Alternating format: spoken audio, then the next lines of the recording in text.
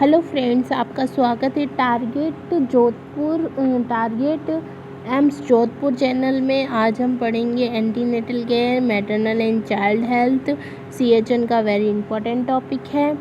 Mother and children को promotive, preventive, curative and rehabilitative health care प्राप्त करना। क्या क्या?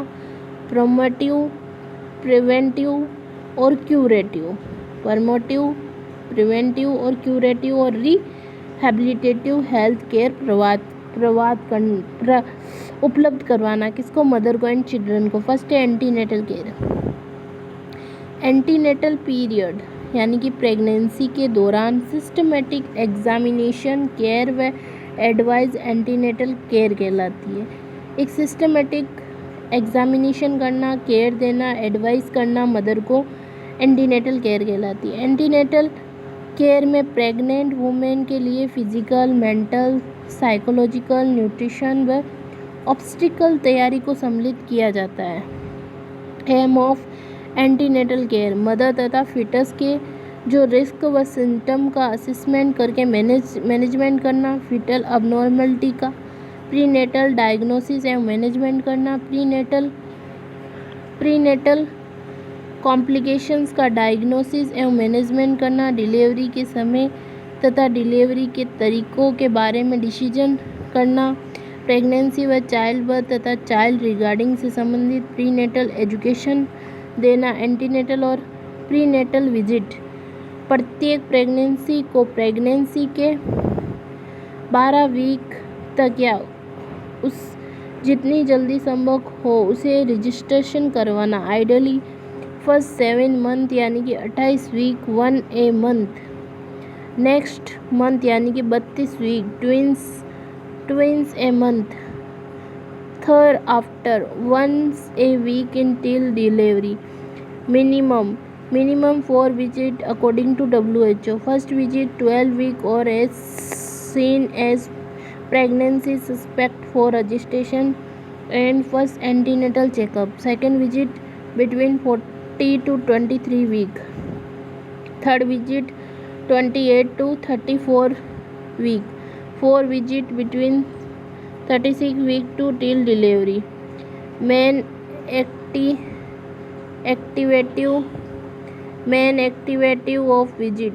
activities of visit. First visit to register the mother and taking deal history of mother, anemia तथा symphysis को scan व trace करना। Early pregnancy में मैनेज किए जा सकने वाले रिस्क फैक्टर व तथा मेडिकल कंडीशन को स्कैन करना। Secondary visit, third visit. 3 visit में क्या होता है? प्री एक्लेम्सिया, मल्टीपल गेस्टेशन व एनीमिया को स्कैन करके व्यक्तिगत बर्थ प्लान को डेवलप करना। फोर्थ विजिट में क्या होता है? फिटल लाइफ प्रेजेंटेशन का पता करना और व्यक्तिगत बर्थ प्लान को अपडेट करना। हाई रिस्क मदर या high risk causes: antenatal care का मुख्य पर्पस हाई रिस्क कॉजेस का पता करना होता है। निम्नलिखित परिस्थितियों को हाई रिस्क प्रेगनेंसी माना जाता है।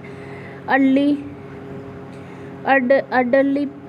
प्रीमी यानी कि 30 वर्ष से ज़्यादा होना, माल प्रेजेंटेशन होना, ब्रीच ट्रांसफर लाई है, एंटीनेटल हेमरेज होना, थ्रेटेंड अबॉर्शन होगा, प्रोलॉन्ग प्रेगनेंसी, प्रोलॉन्गेस प्रेसी, EDD के 14 दिन से अधिक होना, प्रीवियस सिजेरियन तथा इंस्टीट्यूशनल डिलीवरी की हिस्ट्री, पहले की still birth, intrauterine death, placenta को मैनुअली रिमूव करने की हिस्ट्री, प्रेगनेंसी के साथ कुछ सामान्य बीमारियों का होना जैसे कि cardiovascular disease, kidney disease, diabetes, tuberculosis, liver disease इत्यादि। शॉर्ट स्टडड primary, pre eclampsia and eclampsia, anaemia, twins, hydraemic, early grand multipara. Antenatal या प्रीनेटल एडवाइस: प्रेगनेंसी में प्रतिदिन 5 से 1000 mg तथा लैक्टेशन में 1000 से 1500 mg कैल्शियम की पूर्ति करना। फॉलिक एसिड की 200 से 500 डे आवश्यकता होती है। आयरन रिक्वायरमेंट 16 वीक से आवश्यक है।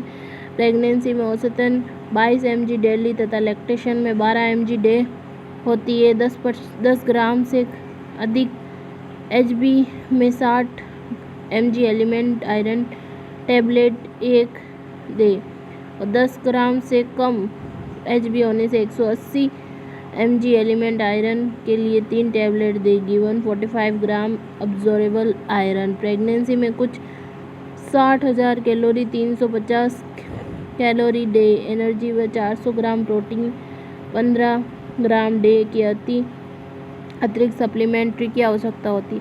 लैक्टेशन के पहले 6 महीने में 550 कैलोरी डे एनर्जी में 25 ग्राम डे प्रोटीन की अतिरिक्त सप्लीमेंट्री आवश्यकता होती है। एक सामान्य महिला का संपूर्ण प्रेगनेंसी में 11 से 12 kg वेट बढ़ता है। 8 घंटे के स्लीप तथा मिड डे मील के बाद कम से कम 2 घंटे के रेस्ट की एडवाइस करें। कुल 10 घंटे रेस्ट। कुछ ड्रग्स को अवॉइड करें क्योंकि ये न्यूबॉर्न में टेट्रोजेनिक इफेक्ट करती है। यदि ये इन्हें प्रेगनेंसी के 4 से 8 सप्ताह के मध्य ऑर्गेनोजेनेसिस की अवधि के दौरान लेते हैं, तो जैसे कि थाइलियोडोमिड यानी कि जन्म लेने वाले बेबीज़ में हैंड तथा फिट डिफॉर्मिटी हो जाना, LSD कोज क्रोमोसोमल अबनॉर्मलिटी, स्टेरेप्टोमाइसिन यानी कि 8 क्रेनियल नर्व का डैमेज होना, फिटस डिफनेस हो जाना, टेट्रासाइक्लिन कोज टिथ मालफॉर्मेशन, मिसकैरेज या प्रीटर्म लेबर की अधिक रिस्क वाली वुमेन को कोइटस अवॉइड करना चाहिए। स्मोकिंग तथा अल्कोहल इंटेक को अवॉइड करें क्योंकि ये स्मॉलर बेबी IUGR तथा अबॉर्शन के चांसेस को बढ़ाता है। डेवलपमेंट फिटस के लिए रेडिएशन एक्सपोजर डेंजर होता है। अंत प्रेगनेंसी के दौरान अब्डोमिनल एक्सरे को अवॉइड करने की एडवाइस करें। यदि कंपल्सरी हो तो अब्डोमिनल लीड सिट का प्रयोग करें। फर्स्ट ट्राइमेस्टर तथा लास्ट ट्राइमेस्टर के लास्ट 4 वीक के दौरान कठोर मेहनती वर्क को अवॉइड करें। थर्ड ट्राइमेस्टर में हैवी लिफ्टिंग 15 kg से अधिक को अवॉइड करें। लंबे समय तक 3 घंटे से अधिक खड़े होकर कार्य करने को अवॉइड करें। 1 या 2 ट्राइमेस्टर में जेकर जर्नी को अवॉइड करें एवं सेकेंड ट्राइमेस्टर में लंबी यात्रा को अवॉइड करें। वार्निंग साइन, निम्नलिखित वार्निंग साइन को नोटिफाई अथवा रिपोर्ट करें। मदर को सूचित करें। वार्निंग साइन क्या हो सकते हैं? Sweating of the feet, burning of the vision, headache, fit, bleeding, discharge for vagina, other unusual symptoms. Immunisation by tetanus toxoid कैसे कैसे देना है वो लिखा हुआ है इसमें। RH इम्यूनाइजेशन बाय टिटनस कैसे देना है? टॉक्साइड का पहली डोज देनी है 0.5 ml IM देना है 16 से 20 वीक अथवा प्रेगनेंसी का पता चलते ही शीघ्र बाद में। दूसरी डोज 1 महीने के बाद 20 से 24 वीक पर दे।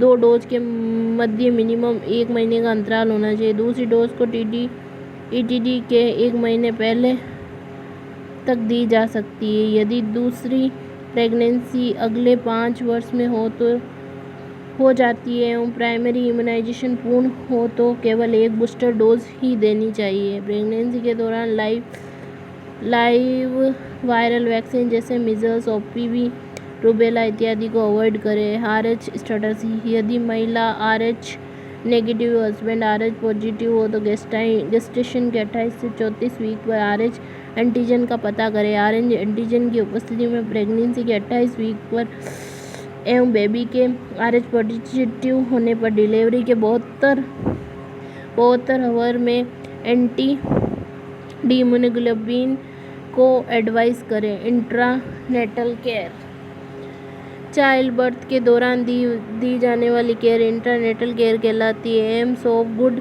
इंट्रानेटल केयर, डिलीवरी प्रोसेस के शुरू से अंत तक एक्सपेंसेस में मेंटेन करना, इन्फेंट तथा मदर की कम से कम इंजरी के साथ डिलीवरी करवाना, कॉम्प्लिकेशन से डील करने के लिए तैयार करना, जैसे कि prolong labour, antepartum haemorrhage, conversion, malpresentation, cord loss इत्यादि। डिलीवरी पर बेबी को केयर देना।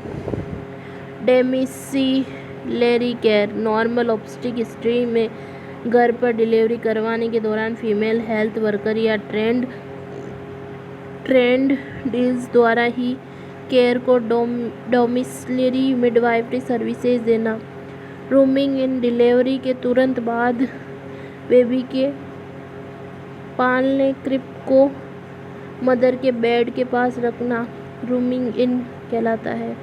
पोस्टनेटल केयर, डिलीवरी के बाद मदर तथा न्यूबॉर्न को दी जाने वाली केयर को पोस्टनेटल या पोस्टपार्टम केयर या प्री नेट्रोसी कहते हैं। Complication of the postpartum period, puerperal abscess, delivery के 3 वीक के अंदर जेनिटल ट्रैक्ट का इन्फेक्शन होना। सेकेंडरी पीपीएच, डिलीवरी के 24 घंटे से प्यूपरियन के अंत 6 वीक तक होने वाली वजाइनल डिलीवरी को सेकेंडरी हेमरेज कहते हैं। ये मुख्यतः रिटेंड प्लेसेंटा या मेम्ब्रेन के कारण होता है। थ्रोम्बोप्लेटिस,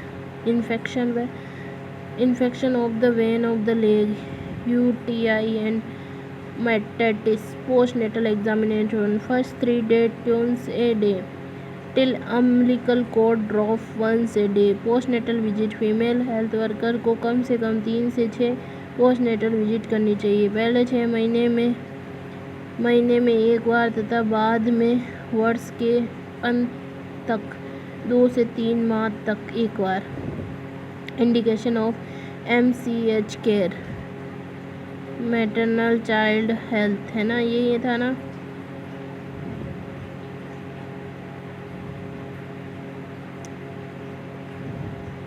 maternal and child health.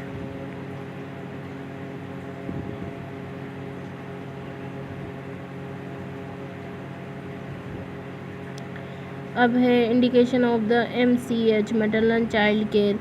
SRS में रिकॉर्डेड डेथ इवेंट की इंफॉर्मेशन को मॉर्बिलिटी इंडिकेटर को एस्टिमेट करने में यूज़ करते हैं। MCH केयर के निम्न सामान्य प्रयुक्त मॉर्बिलिटी इंडिकेटर होते हैं। Maternal morbidity rate, mortality in infancy and childhood, still birth rate, neonate mortality rate, infant mortality rate under 5, mortality rate, prenatal mortality rate,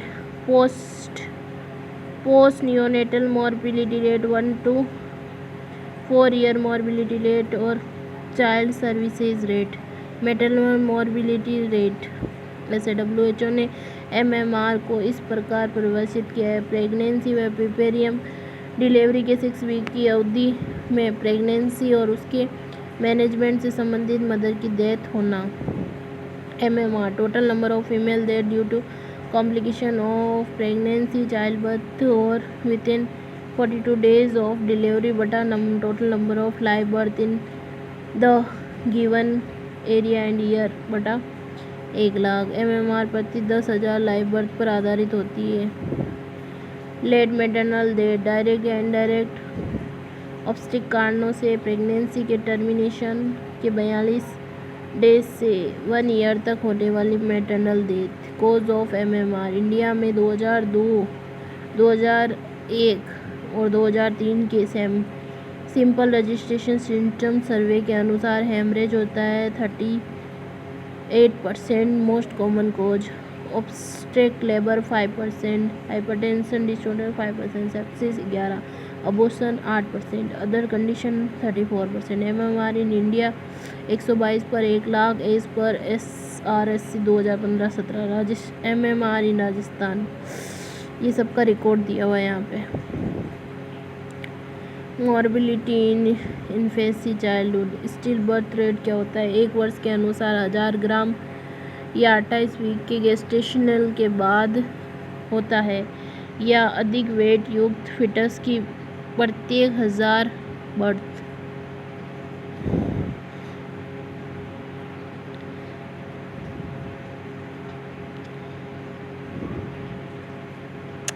ये सब रेटें दी हुई है। Neonatal morbidity rate, post neonatal morbidity rate, infant mortality rate, ये सब याद करना है। अब है integrated management of childhood illness. Integrated management of childhood illness WHO and UNICEF ने मिड 1990 में चाइल्डहुड इलनेस के मैनेजमेंट हेतु एक स्ट्रेटजी बनाई जिसे IMCI कहते हैं। कंपोनेंट स्ट्रेटजी में 3 मुख्य कंपोनेंट सम्मिलित है। IMCI के स्थापीय स्वीकारी गाइडलाइंस के प्रीवियंस के द्वारा हेल्थ स्टाफ की केस मैनेजमेंट स्किल में सुधार करना, चाइल्डहुड इलनेस के प्रभावी मैनेजमेंट के लिए हेल्थ सिस्टम के आवश्यक या इम्प्रूवमेंट करना, फैमिली व कम्युनिटी के हेल्थ केयर प्रैक्टिस में इम्प्रूवमेंट करना। Element IMCI case management process में निम्नलिखित स्टेप होते हैं। असेसमेंट, सबसे पहले डेंजर साइन को चेक करें, फिर चाइल्ड को एग्जामिनर करके न्यूट्रिशन व इम्यूनाइजेशन स्टेशन को चेक करें। क्लासिफिकेशन, कलर कोड, ट्राइए सिस्टम के अनुसार चाइल्ड इलनेस का वर्गीकरण करके कलर कोडिंग के अनुसार ट्रीटमेंट प्राप्त करें। Pink, yellow, green. पिंक यानी अर्जेंट प्री रेफर ट्रीटमेंट देखकर रेफर करें। Emergency triage and treatment. Yellow यानी specific medical treatment and advice. Green यानी simple advice and home management. Identify specific treatment for the children according the categories. Treatment provide practical treatment instrument, counselor related to breastfeeding and feeding, follow-up care. IMCI integrated management of new and child illness के India version को IMCI कहते हैं, जो programme में 0 से 7 दिन को सम्मिलित किया गया है। IMCI की क्लिनिक गाइडेंस में 5 वर्ष से कम बच्चों को टारगेट किया गया है। राज्य बाल Sanskrit सवकर्यमा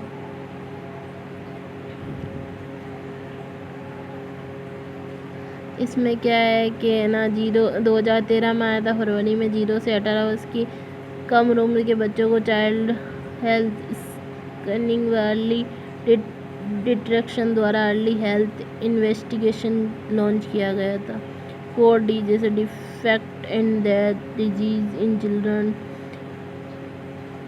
deficiency control, development delay including disabilities के मैनेजमेंट को सम्मिलित किया गया है।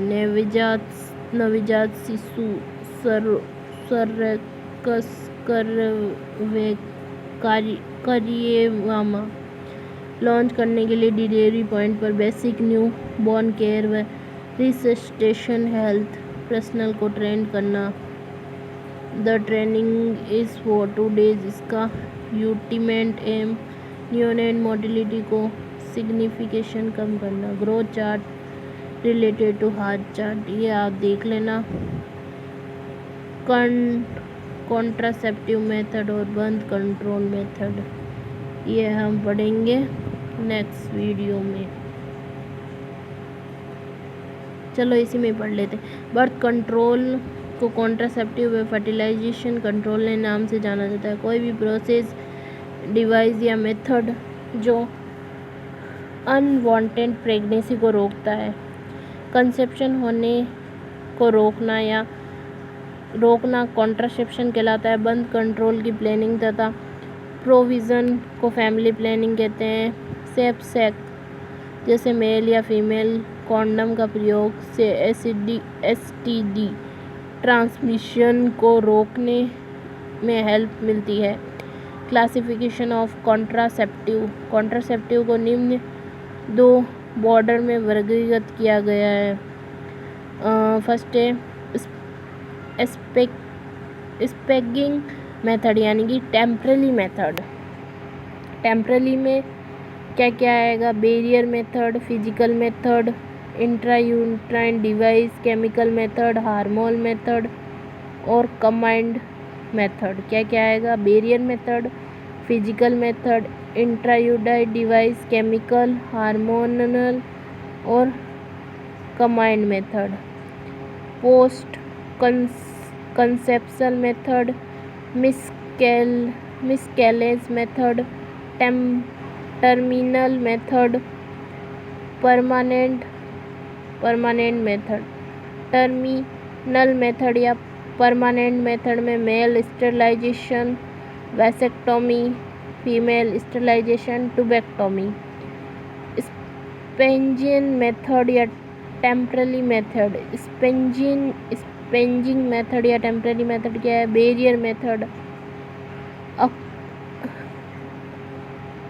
फिजिकल मेथड ये वजाइना में स्पर्म या डिपोजिशन या सर्विकल कैनाल से स्पर्म पेनिट्रेशन को रोकता है। इस मेथड का कोई साइड इफेक्ट नहीं है। ये स्टडी तथा